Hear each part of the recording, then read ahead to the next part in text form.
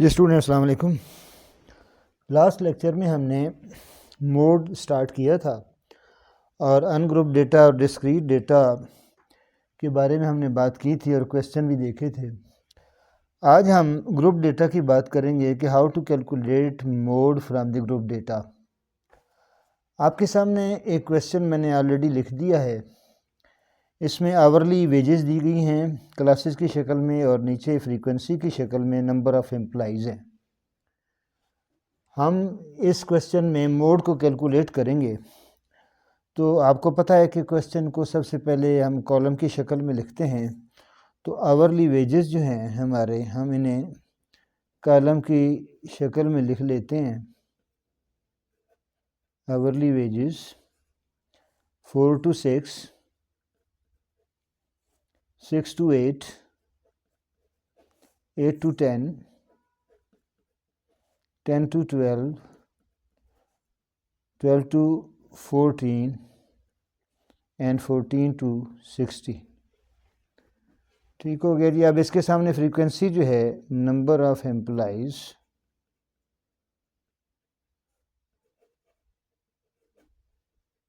इसको हम फ्रीक्वेंसी से शो करते हैं।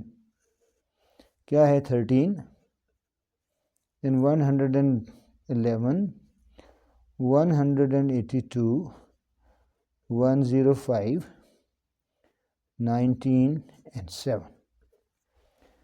अच्छा, हमने ये देखा था कि मोड जो है डेटा के अंदर सबसे ज़्यादा बार आने वाली जो वैल्यू है वो मोड है। वो फार्मूला तो हमने देख लिया अनग्रुप डेटा में। अब ये ग्रुप डेटा में हम लोग कैसे कैलकुलेट करेंगे, तो इसके लिए मोड का एक बाकायदा फार्मूला है और उसमें से जो उसकी सिंपल फॉर्म है वो मैं लिखने जा रहा हूँ। ठीक है, तो mode is equal to L plus F M minus F one.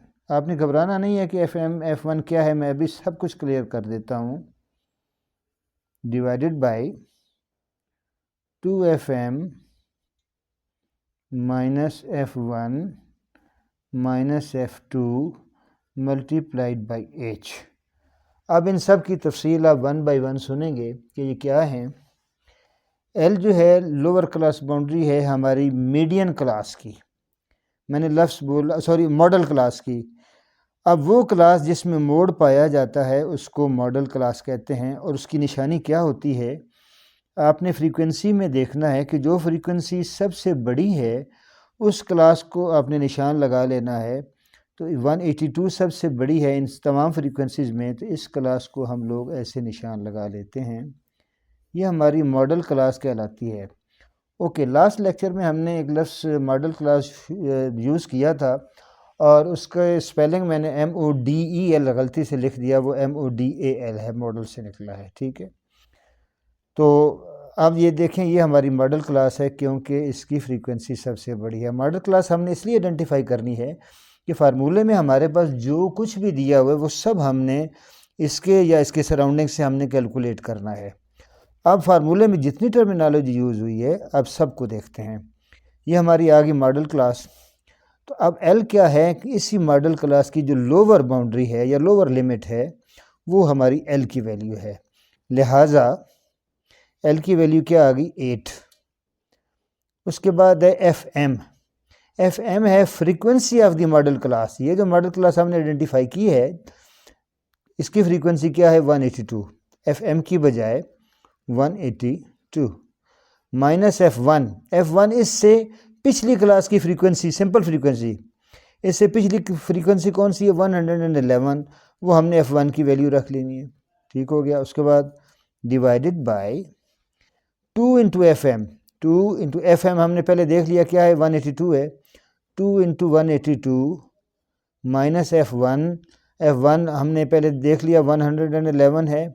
उसके बाद माइनस एफ टू क्या है, देखिए एफ वन था ना इस मॉडल क्लास से पिछली फ्रीक्वेंसी, एफ टू है इस मॉडल क्लास से अगली फ्रीक्वेंसी यानी 105। अगर मैं यहाँ इंडिकेट कर दूँ तो ये हो गया आपका एफ वन और ये हो गया आपका एफ टू और ये हो गया आपका एफ एम। ठीक है, तो एल हो गया आपके पास ये 8 जो हमने सर्कल किया हुआ है, ठीक है, ये हमारे पास क्या हो गया, एल, ठीक हो गया। अब एच क्या है, क्लास इंटरवल साइज, लेकिन उससे पहले देखें F2 की वैल्यू हमने अभी पुट नहीं की। F2 क्या है, मॉडल क्लास से अगली फ्रीक्वेंसी 105 एच है साइज ऑफ क्लास इंटरवल। तो क्लास इंटरवल देखें 8 और से 10 तक, यानी 2 हैं और ये देखें यहाँ से आप पता कर सकते हैं 4 to 6 6 to 8, ये कितने कितने का डिफरेंस आ रहा है, 2 2 का आ रहा है, लिहाजा एच की वैल्यू हमारे पास 2 होगी, ठीक है। अब हमने वैल्यूज़ पुट कर दी हैं, अब इनको मतलब सिंप्लीफाई करना है, तो क्या होगा कि 8 प्लस 182 में से 111 माइनस करेंगे तो हमारे पास 71 आ गया, डिवाइडेड बाई 2 इंटू 182 करेंगे 364 माइनस 111 माइनस 105 मल्टीप्लाइड बाई 2, इस 2 को यहाँ ही मल्टीप्लाई कर दें 71 से। अब लास्ट में क्या आएगा हमारे पास आंसर इसका, कि इसे सॉल्व कैसे करेंगे, 8 प्लस 71 को 2 से मल्टीप्लाई करें तो 142 आ गया, 364 में से 111 भी माइनस करें, 105 माइनस करें तो आपके पास 148 आएगा, लिहाजा 8 plus 142 divided by 148, calculator solve करेंगे 0.96 आएगा।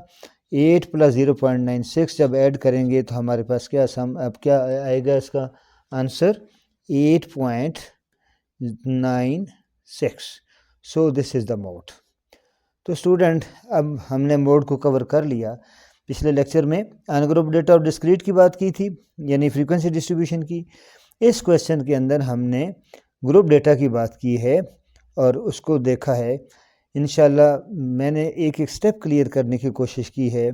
फिर भी अगर कोई क्वेश्चन हो तो आप कमेंट्स में मुझसे पूछ सकते हैं, मैं उसको इंशाल्लाह रिप्लाई करूँगा। तो thank you very much student.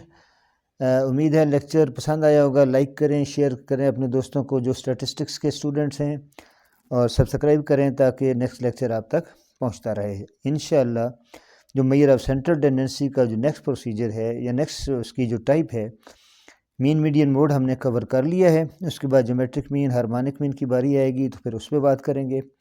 तो ये सिलसिला जारी रहेगा इंशाल्लाह। तो दुआ में याद रखिएगा। अल्लाह हाफिज़।